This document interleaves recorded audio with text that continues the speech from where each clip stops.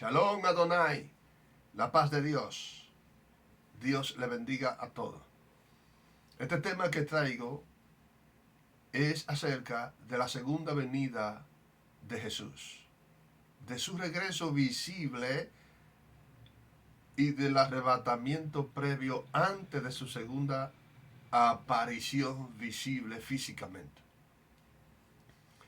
Jesús, antes de su muerte, Él dio la palabra, la promesa de su regreso. Y recordemos que Jesús es la verdad, que Él es fiel y verdadero es su nombre, dice las Escrituras. Lo que nos enseña es que en Él no hay falsedad. Y que si Él dijo que regresaría de forma visible, Él va a regresar. Lo único que es a su tiempo que Él regresará, no al tiempo de nosotros. La segunda venida de Jesús es la más viva esperanza de todos nosotros, los creyentes. En San Juan capítulo 14, versos 1 y 3, Jesús dijo: no se turbe vuestro corazón. Creéis en Dios, refiriéndose al Padre Elohim, creéis también en mí. En la casa de mi Padre muchas moradas hay, y si así no fuera, yo os lo hubiera dicho. Voy a preparar lugar para vosotros, y si me fuere y os preparare el lugar, vendré otra vez y os tomaré a mí mismo, para que donde yo estoy, vosotros también estéis. Después de la muerte de Cristo, de su resurrección y ascensión al cielo, dos varones vestidos con ropas blancas, o sea, dos ángeles, le comunicaron a los discípulos. Estando los discípulos en el monte de los olivos, ellos le dijeron: ese mismo Jesús que veis, que está ascendiendo, subiendo al cielo, de esa misma forma, así vendrá como le habéis visto ir al cielo. Miren qué testimonio más espléndido, hermoso y verdadero. Dos ángeles les anunciaron a los discípulos que estaban presentes que Jesús regresaría, confirmando lo que Jesús ya les había dicho. Desde ahí entonces fue que los discípulos, los apóstoles, sus enseñanzas constantemente fue el regreso de Jesús, de que Jesús regresaría. Y su mensaje fue acerca de la salvación y del regreso del Maestro. El apóstol Pablo escribió a los tesalonicenses y le dijo: ¿cómo os convertisteis de los ídolos a Dios para servir al Dios vivo y verdadero y esperar de los cielos a su Hijo, al cual resucitó de los muertos, a Jesús, quien nos librará de la ira venidera? ¿Qué hace el apóstol Pablo aquí? El apóstol Pablo aquí está hablando del regreso de Mesías, de nuestro Dios, de ese Cristo que se manifestará en cualquier momento. Dice: la gracia de Dios se ha manifestado para salvación a todos los hombres, enseñándonos que renunciando a la impiedad y a los deseos mundanos, vivamos en este siglo sobria, justa y piadosamente. Aquí está la palabra renunciar, que según la expresión latina quiere decir abandonar, desistir, o sea, no continuar haciendo algo. Cuando la Biblia habla que abandonemos la impiedad, que es la falta de piedad, de conmiseración, falta de compasión, es cuando una persona es cruel e inhumano. Personas que se placen en ver al otro sufriendo y que le encanta hacer maldad a su prójimo. Ejemplo de personas que hacen maldad a su prójimo. Venderle cualquier tipo de sustancias ilícitas que hacen daño al mismo prójimo a pesar de las ganancias que tenga. Eso es un ejemplo de maldad. Cualquier tipo de sustancias ilícita es un ejemplo de maldad. Vender a tu prójimo cualquier sustancia ilícita es un ejemplo de maldad. Recuerde esto siempre. Robarle a tu prójimo es un ejemplo de maldad. Cuando alguien despoja a su prójimo de la pertenencia que les pertenecen a su prójimo, cuando una persona asalta, ¿verdad?, despoja a su prójimo de su pertenencia, eso es un ejemplo de maldad. El ajusticiar a alguien, ponerle fin a la vida de alguien, ya sea por placer o por encargo, es una impiedad y es un ejemplo de maldad. Por eso es que Dios, a través de su palabra, está llamando al mundo completo a desistir de toda impiedad. El mundo entero ha sido llamado, por eso es necesario pregonar la palabra de Dios, publicar, hacer notorio algo de voz en cuello para que llegue a conocimiento de todo. Por eso es que Dios insiste en sus seguidores para que anuncien por cualquier sistema o medio, para que anuncien la palabra de Dios, para que llegues a oída de todo y se puedan apercibir apartándose de toda impiedad. El profeta Isaías en su libro escribió en el capítulo 55, verso 7, dice: deje el impío su camino. Aquí hay un llamado. Deje el impío su camino y el hombre inicuo su pensamiento, y vuélvase a Jehová, el cual es amplio en perdonar. Aquí hay un llamado a la reconciliación, de que Dios está dispuesto a perdonar toda impiedad. Hemos visto personas que se han hecho la pregunta de que cómo es posible que Dios pueda perdonar a un hombre que haya hecho tanta maldad. Por eso es que el amor de Dios es incomparable.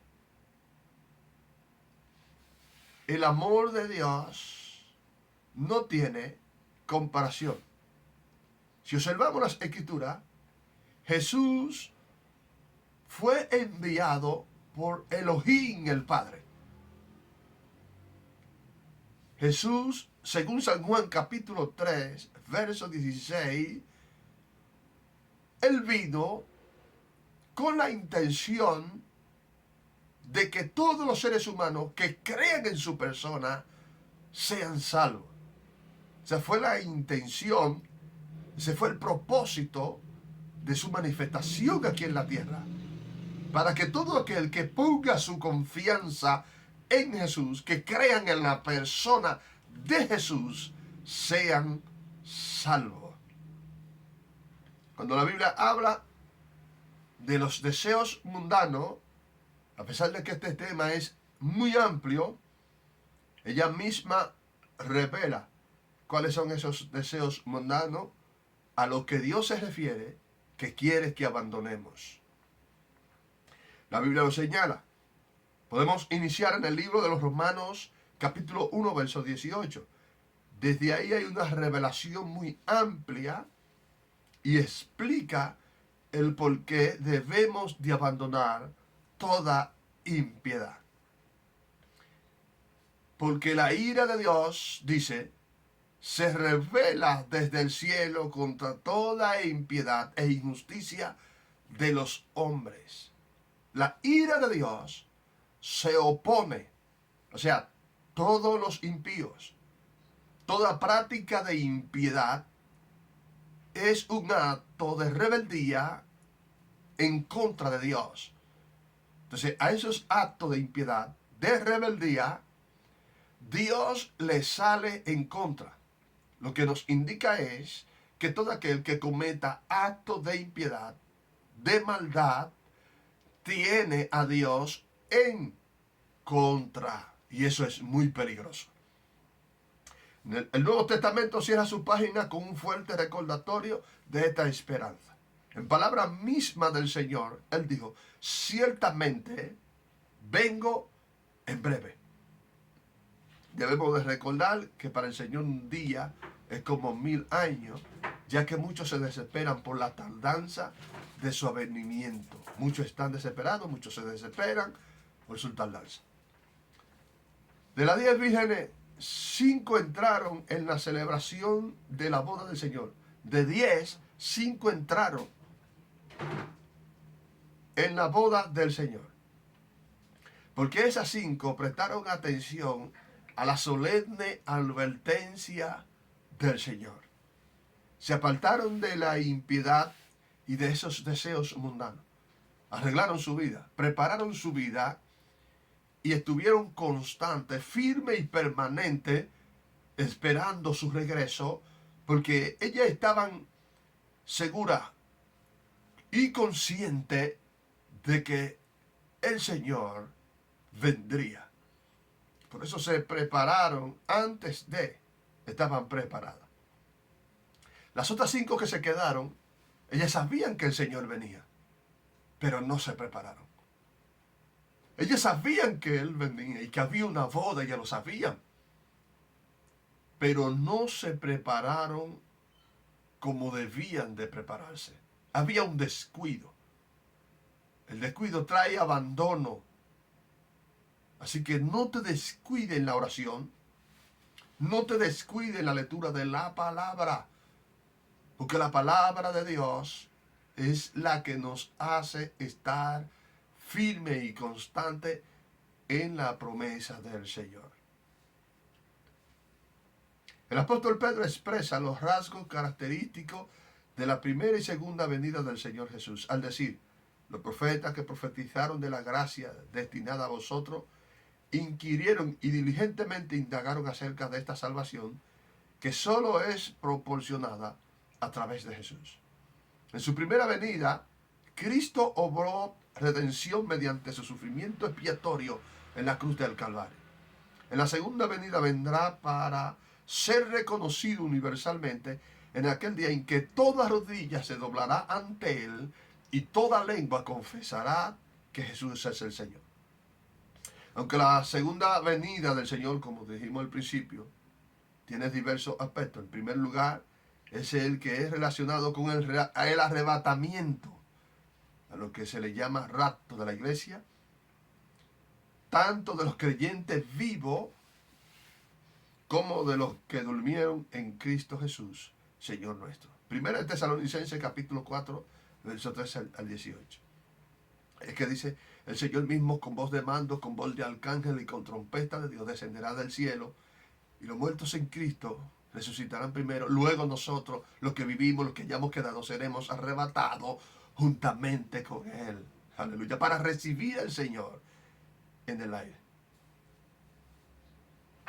Después de ello, después de este acontecimiento, sucederá su manifestación pública, apareciendo con sus santos para juzgar a las naciones, aplastando toda oposición y estableciendo su reino. En la segunda venida se cumplen las promesas mesiánicas de la liberación nacional de Israel, en base a la obra redentora del Señor en su primera venida y del arrebatamiento nacional del remanente de Israel. Entonces, después de esto, de la era de la iglesia, será restaurado el tabernáculo de David y la reunión de las naciones salvas. Entonces el Señor se sentará sobre el trono de David, reinando sobre la casa de Jacob, en un reino que no tendrá fin. O sea, no te puedes perder de esto. No te puedes perder de esto. El retraso de su venida es precisamente para que tú tengas tiempo de prepararte para que en aquel día no haya excusa. En aquel día no habrá excusa. Dios ha enviado, ha emitido un mensaje contundente y preciso para que todos estemos preparados para su regreso. Así que la paz de Dios sea sobre ti. Si ha escuchado esta palabra, si ha visto este video, declaro que la bendición de Hashem, de Elohim, del Dios eterno y verdadero, sea sobre ti y sobre toda tu familia. Que Dios te bendiga y te prospere en esta Navidad. En el nombre de Jesús, te abra puerta y tú puedas entender el peligro inminente en el cual está si no te has percibido. Shalom Adonai. La paz de Dios hacia una próxima entrega. Se despide de ustedes, sin más preámbulos, su hermano y amigo